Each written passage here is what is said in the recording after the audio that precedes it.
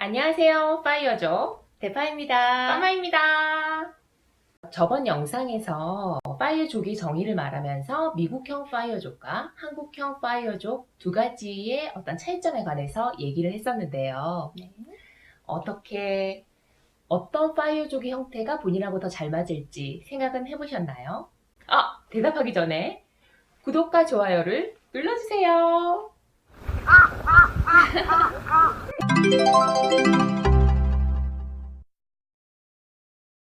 미국 파이어족은 4% 룰이라고 하는 인덱스 펀드에 투자를 하잖아요. 언뜻 봤을 때는 단순하고 편안한 투자 방법인 것 같은데, 대표님, 저는 그냥 이제 미국형 파이어족을 한번 해볼까 해요.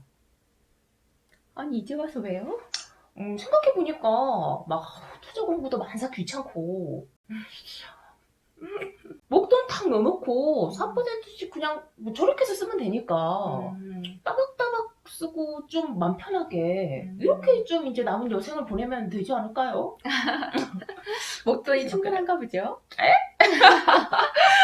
아이고. 사실, 미국의 파이어족이 확산되었던 시기가 있었다 그랬죠. 네네네. 언제를 기점으로 했다 그랬죠? 2008년 금융위기를 기점으로 확 퍼지지 않았나요? 네. 음. 그때부터 지금까지, 그러니까 뭐 한 2008년, 2009년부터 지금까지의 미국의 다우 지수, 네. 뭐 이런 인덱스 펀드를 보면 사실 꾸준히 우상향한 거는 맞아요. 그렇죠. 그래서 네, 그렇게 4% 룰이라고 하는 그 투자법에다가 투자를 해놓은 미국의 파이어족들이 생각보다 뭐 수익률도 4% 이상이 됐고 네. 또 원금 또한 늘었더라고요. 그러니까요. 그러니까 마음도 편하고 4%는 받고 원금도 늘고. 아이쿠. 참 좋은 투자법이라고 저도 생각을 하는데요. 네. 근데 지금 시점에도 네. 과연 그게 유지가 되고 앞으로도 과거의 수익률이 유지가 될지는 한 번쯤은 생각해 봐야 할 시점이라고 저는 생각을 합니다. 그러면 대파님은 지금은 파이어족이 제가 이제 얘기했던 것처럼 인덱스 펀드나 이런 데 들어가는 게 안 좋다고 생각을 하시는 건가요? 안 좋다라기보다는 그 4% 이상의 수익률을 계속 과거처럼 기대할 수 있을지에 대한 약간의 의문이 든다는 생각입니다. 그럼 혹시 어떤 것 때문에 그런 생각을 하게 됐는지를 좀 알려주거나 보여줄 수 있나요? 저도 좀 쉽게 파이어족들이 목돈을 어렵게 만들었는데 이거를 투자를 해서 그냥 우리도 미국의 파이어족처럼 네.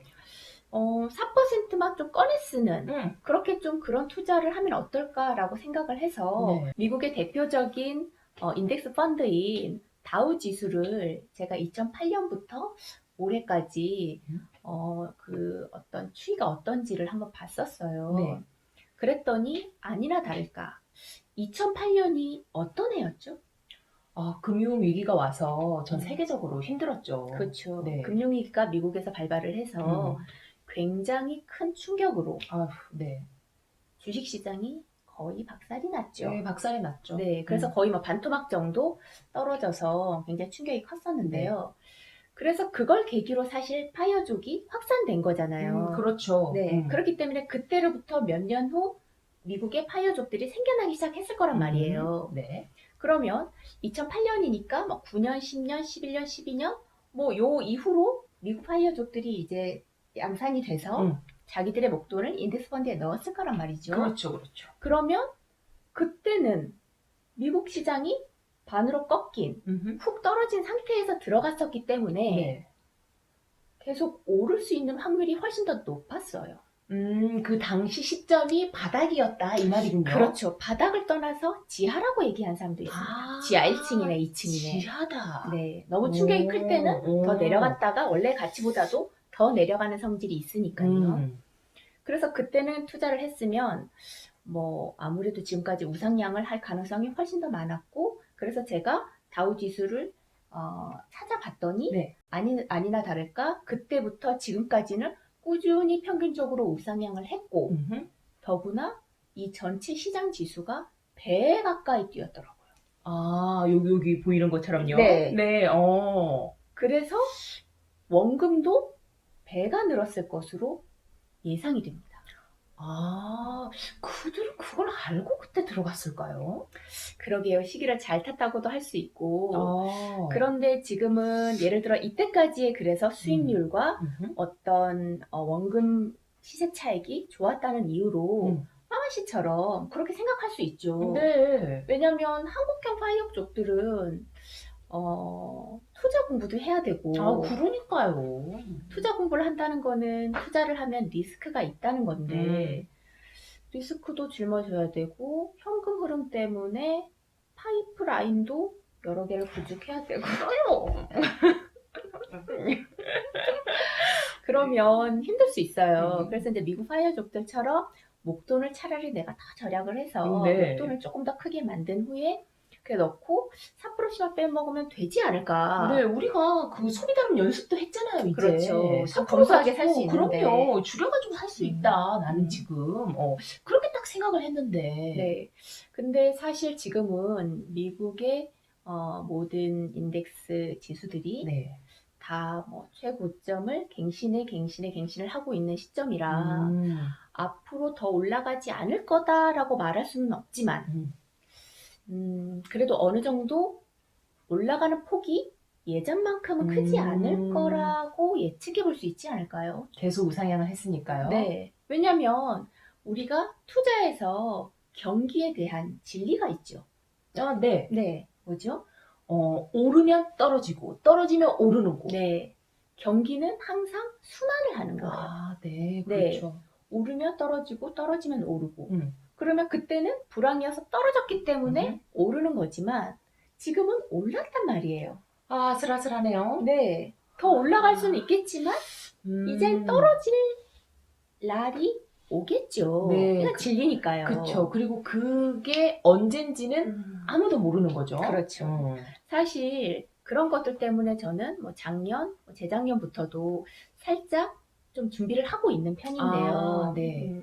뭐 사실 그거를 좀 생각해서 여러 가지 막 책들이라던가 언론에서 많이 얘기했었잖아요. 네, 맞아요. 뭐. 저 2018년부터 지금 불황이 온다 그래가지고 네네. 나름 준비했었습니다. 근데 뭐 인구 절벽도 아직 안 왔고 뭐 이거 네, 뭐 2018년에 인구 절벽 온다. 네, 뭐 정말 오는 줄 알았어요. 네, 뭐 그런 얘기가 많았지만 아직은 현재는 뭐 그렇게 큰 불황이 오거나 이랬던 거는 아닙니다. 하지만 그건 모를 일이죠. 네. 그래서 과거에 파이어족이 됐다면 인덱스 펀드에 투자하는 4% 룰도 어느 정도 이론이 타당하다라고 저도 동의하는 바지만 앞으로는 한국형 파이어족이 그 방법이 좀 더 낫지 않을까. 저희 한국형 파이어족의 방법은 무엇이죠? 가장 중요한 거는 현금 흐름을 만드는 것, 즉 네. 파이프라인이죠. 그렇죠. 최소 생계비인 MCL 정도는 파이프라인으로 구축을 해놓기 때문에 내가 사실 투자 수익률이 좀 떨어지거나 마이너스이다고 하더라도 견딜 수 있는 시간과 기회를 우리에게 주죠. 그게 한국형 파이어족의 가장 중요한 장점이라고 할 수 있습니다. 그래서 현재는 미국형으로 만약에 파마씨가 간다면 네. 목덜미를 잡아서라도 데려와야 되지 않을까. 그렇군요. 네. 대표님 얘기를 듣고 보니까 왜 미국형 파이어족보다 한국형 파이어족을 추천하는지 이해가 좀 가네요. 뭐 경기는 항상 순환을 하니까요. 네네. 또 떨어졌다가 어느 정도 일정 시간이 지나면 또 오르는 구간이 오겠죠. 그때는 우리 다 같이 조금 편하게 이 4% 룰에 그때는 투자를 해도 되지 않을까. 그럼 대표님 말씀은 아직은 아니다. 그렇죠. 내가 간다 그래도 너를 잡으리. 하지만 우리가 파이프라인을 만들어 놓고 그걸로 조금씩 그 최저 생활비를 이제 커버해 가면서 그렇게 생활을 하다 보면은 또 산이 높으면 골이 깊고 요때가 조금 지나서 우리가 다시 미국 파이어족처럼 안전한 인덱스 펀드 같은데 다시 투자할 때가 오겠군요. 그때는 그 방법도 괜찮을 거라고 생각을 합니다. 아, 알겠습니다. 아직은 조금 물음표다. 네, 물음표다. 알겠습니다. 그럼 저는 아직 안 가는 걸로. 네. 그렇게 하겠습니다. 네. 미국형 파이어족이냐, 한국형 파이어족이냐, 어떤 것을 결정하는 것은 개개인에게 달려 있겠지만, 작더라도 지금부터 하나씩 파이프라인을 형성해 가는 것은 아주 중요합니다. 네. 그러니까 작은 금액이더라도 지금부터 하나씩 실천해서 자신의 파이프라인을 만들어 보세요. 다음 시간에 또 올게요. 또 안녕. 봐요.